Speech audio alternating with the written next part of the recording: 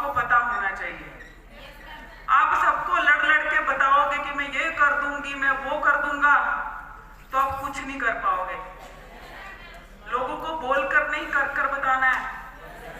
Yes, कोई आपको ताने मारता है ना, तो मुस्कुराकर जवाब दीजिए, लड़ना नहीं है।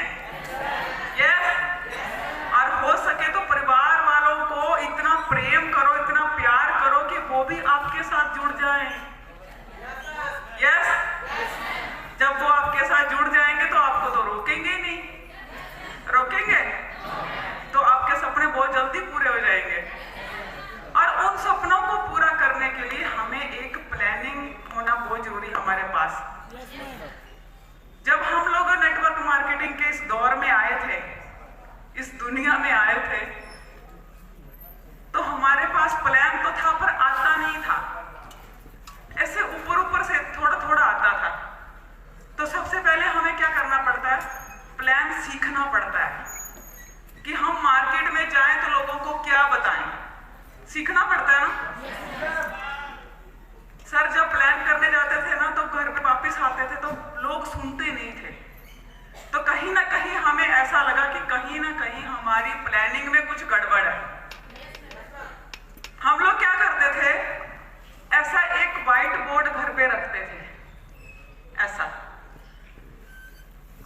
सर और टीएस धीमान सर दोनों प्लान करते थे बोर्ड पे बारी बारी, और मैं उनको जज करती थी कि किसका सही है, किसका गलत है। कई बार तो हम लोग प्लान करते करते ना आधी आधी रात हो जाती थी, छोटी छोटी मिस्टेक होती थी, बार बार प्लान करते थे, बार बार। जब तक वो अच्छी तरह से प्लान करना नहीं आया ना, तब तक हम छोड़ते नहीं थे उसको। तो दूर की बात है, भूल जाता था सब कुछ, पूरी दुनिया भूल जाती थी, सिर्फ एक प्लान ही नजर आता था। यस, हम लोग घर पर होम मीटिंग ऑर्गेनाइज करते थे, काफी सारे लोग घर पे बुलाते थे हम उनको प्लान करने के लिए। खाना हम शाम को बना के रख देते थे कि जब प्लान हो जाएगा, मीटिंग हो जाएगी, उसके बाद खाना खाएंगे। कई बार रात को 2:30, 3 बजे भी हमने खाना खाया है। होश नहीं रहती थी हमको कि इतना टाइम हो गया। वो तो जब मीटिंग पूरी होती थी, उसके बाद सब लोग अपने अपने घर जाते थे, तब हम देखते थे टाइम कितना हुआ, अरे 3 बज गए, आज खाना नहीं खाना। मतलब भूख भी नहीं होती थी जब तक वो अपना काम पूरा नहीं कर लेते थे। हर एक इंसान को इस तरह से ही प्लान करना पड़ेगा स्टार्टिंग में। जब सब कुछ भुला के आप अपने काम के ऊपर फोकस करेंगे, अपने प्लान के ऊपर फोकस करेंगे, तो कामयाबी जरूर मिलेगी। हमारी कमिटमेंट थी कि हम लोग 10 प्लान रोज के करेंगे मार्केट में जाके। कितने? 10 प्लान करेंगे। और जिस दिन प्लान 10 से कम होते थे, उस दिन सर को यही बोला जाता था घर पे आके कि आज प्लान कम हुए हैं, तो जब तक 10 पूरे नहीं होंगे तब तक खाना नहीं खाएंगे। ना आपको मिलेगा ना मैं खाऊंगी। हम लोग आपस में पूरे प्लान करते थे जो बच गए। प्लान तो पूरे 10 होने चाहिए, चाहे कहीं भी करो। ये कमिटमेंट थी हमारी, और ऐसा हम करते भी थे। धीरे धीरे क्या हुआ, प्लान की संख्या बढ़ती गई। जैसे जैसे प्लान की संख्या बढ़ी, वैसे वैसे अकाउंट में मनी की संख्या भी बढ़ने लगी। अगर आप ये सोचते हो ना कि मैं डेली के 2 ही प्लान करूंगा चाहे कुछ भी हो जाए, तो 2 प्लान से कुछ नहीं होगा भाई। धीरे धीरे अपने प्लान को बढ़ाना पड़ेगा, और जैसे जैसे प्लान बढ़ेंगे पैसे तो आएंगे ना, रेशो मेंटेन होगी, पैसे तो आने ही वाले, पैसे कहीं नहीं जाएंगे। यस, और काम चलता गया। जैसे जैसे प्लान हम ज्यादा करते गए, पैसे आते गए, लोग जुड़ते गए, एक बहुत बड़ी टीम तैयार हो गई। सपना पूरा हो रहा है ना, एक टीम तैयार हो गई। जब टीम तैयार हो गई, जब पहले हम कहाँ अकेले काम करते थे, फिर एक इकट्ठी होगी पूरी टीम काम कर रही है, तो फिर क्या होगा, सारे बड़े बड़े सपने पूरे होंगे। आज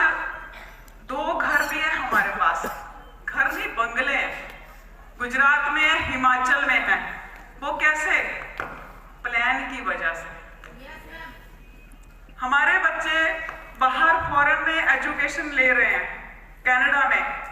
उनका सपना था कि हमें बाहर फॉरेन में जाके अपनी हायर एजुकेशन लेनी है, उनका सपना था। पर प्लानिंग तो हमें करना पड़ी ना उसके लिए प्लानिंग जब वो छोटे छोटे थे ना तब से शुरू हो गई थी कि उनको अच्छी एजुकेशन दिलानी है। ठीक है, पढ़ो बाहर जाके।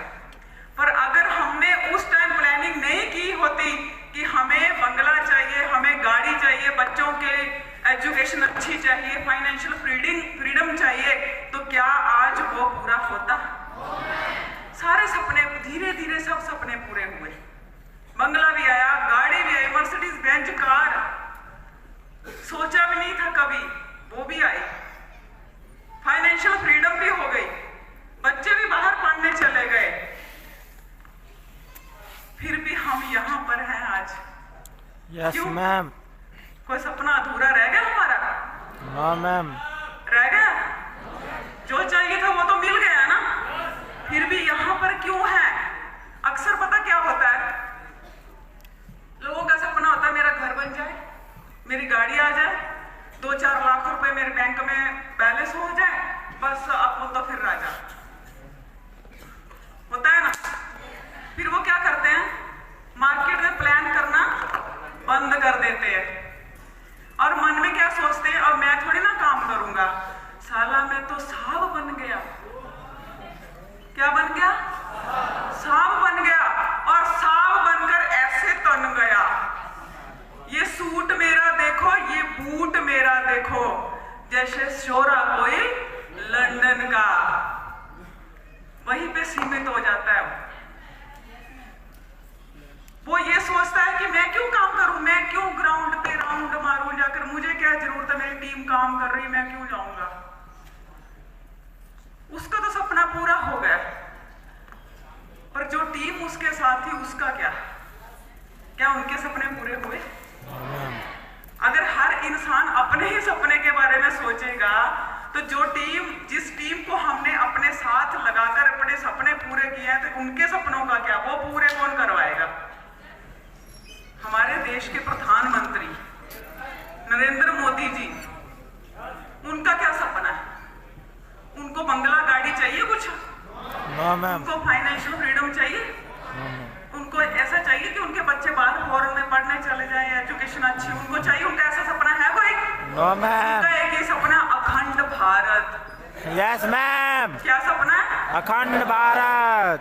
वो बंदा इस एज में भी ग्राउंड पर राउंड मारने से पीछे नहीं हटता, तो हम सब लोग थोड़ा सा आने पर क्यों पीछे हट जाते हैं? हम क्यों नहीं प्लानिंग करते और आगे बड़ा करने की? वो बंदा दिन रात प्लानिंग करता है कि कैसे भारत को एक अखंड भारत बनाया जाए। उसकी प्लानिंग में कोई कमी नहीं है, वो जो प्लानिंग करता है उसको पूरा भी करता है। हमें सीखना चाहिए उनसे। हम किताबों से सीखते हैं, वीडियो देखते हैं, तो जो जागृत इंसान है, जो मौजूद है हमारे बीच में, हम उससे क्यों नहीं सीख रहे? सीखना चाहिए ना। सपने तो संजय धीमान सर के भी पूरे हो ही चुके हैं, हो गए हैं ना, TS धीमान के भी हो गए। फिर भी यहाँ पर आकर 3-3, 4-4 घंटे ट्रेनिंग देने का क्या मतलब है? और हमें क्या चाहिए? सोचा आपने? मैं आपको एक स्टोरी के जरिए बताना चाहती हूँ हमें और क्या चाहिए। एक बार पता क्या होता है, एक राजा के महल में एक औरत काम करती है, उसे काफी वर्ष हो जाते हैं वहां पे काम करते हुए। एक दिन वो ऐसे नीचे झाड़ू पोछा लगा रही थी और राजा अपनी बालकनी में ऐसे टहल रहा था। तो जैसे राजा टहल रहा है, उसने ऐसे नीचे देखा तो वो औरत पोछा कर रही थी, काफी उम्र हो गई थी। राजा ने उनकी तरफ देखा, उनको बड़ा तरस आया। राजा ने सोचा कि यार इतनी एज हो गई है फिर भी ये झाड़ू पोछा कर रही हैं, इनकी कुछ मदद की जाए ताकि इनका जो भी कमियां हैं इनकी लाइफ में वो पूरी हो जाए। राजा गए अंदर, अपने खजाने में से एक हीरा लेके आए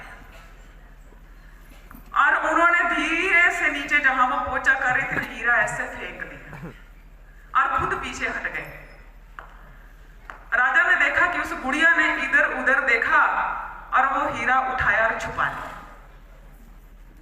अब राजा को तसल्ली हो गई कि मैंने गुप्त तरीके से उस बुढ़िया की मदद कर दी है, अब उसको काम करने की जरूरत नहीं है, क्योंकि जो उनको चाहिए था वो उनको मिल गया। अगले दिन राजा फिर वहां बालकनी में टहल रहे थे। टहलते टहलते उनकी नजर नीचे गई तो वो बुढ़िया वहीं पे पहुंचा कर रही थी।